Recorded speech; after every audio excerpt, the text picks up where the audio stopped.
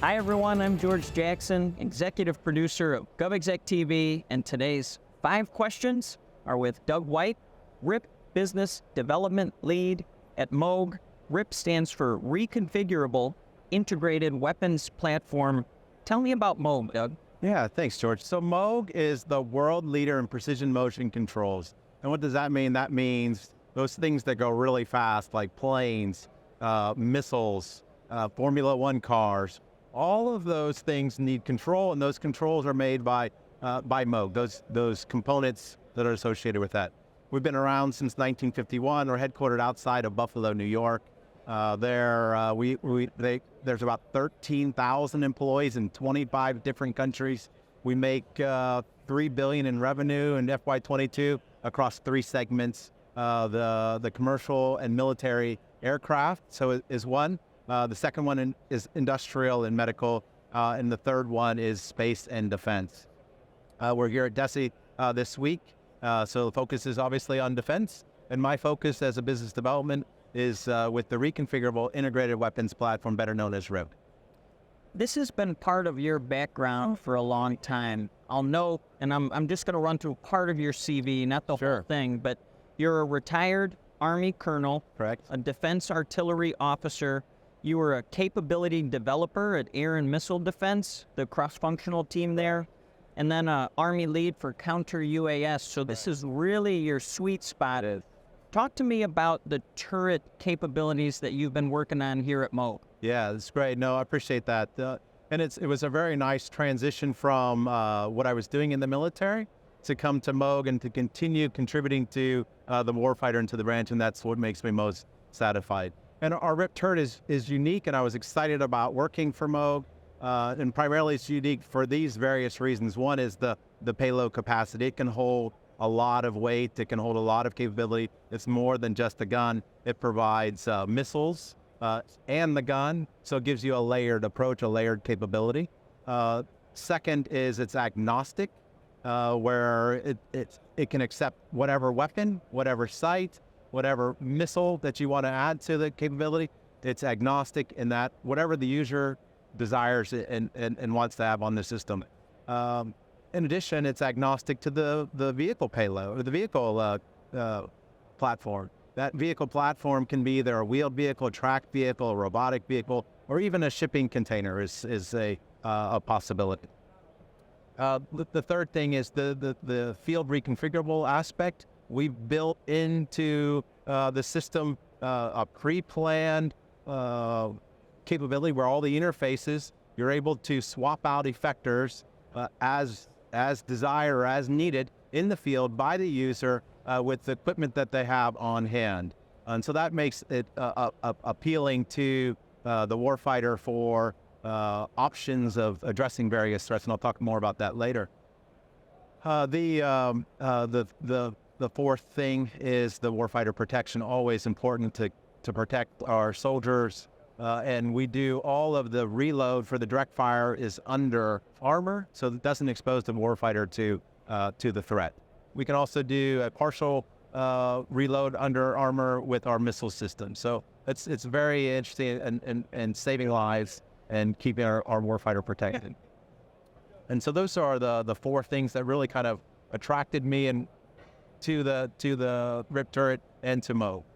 So to recap for our audience, payload capacity, agnostic, field reconfigurable, reload under armor capability. You've been in the news recently for RIwP. Tell me more about testing, fielding, what kind of headlines you've been making out there. Yeah, no, it's great. So we're on several U.S. Army programs.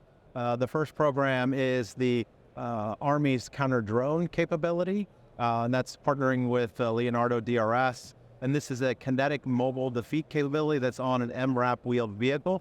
Plans to add a striker vehicle, move that capability to a striker platform, still a wheeled vehicle. Yeah. But it's a great capability. The turret has the 30 millimeter gun that Northrop makes, able to fire the proximity round, which is a game changer when it comes to defeating these small UASs.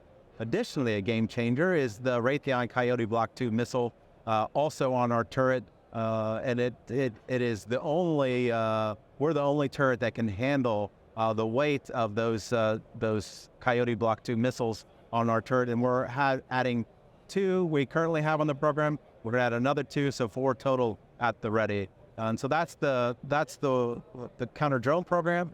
The second program is the Maneuver Short Range Air Defense program, better known as MSHORAD. And this is with our partners at the Leonardo DRS and General Dynamics Land Systems who provide the strike for the capability. That is a mobile kinetic defeat capability against air threats, fixed wing, rotary wing, so airplanes, helicopters, and UASs can defeat all of those. And it has the same gun that's on the counter drone capability with Northrop's 30mm gun.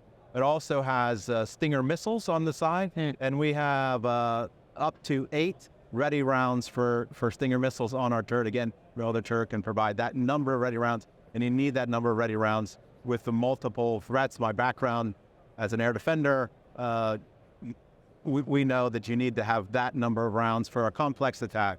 And so that's what we provide. And the third program is our containerized weapon system heavy, and it's directly with the government. It's still in a prototype phase, but we're testing multiple different missiles and effectors that are associated with that program. And it is a turret inside a shipping container, so for protection of fixed sites and semi-fixed sites. And so that's our third program.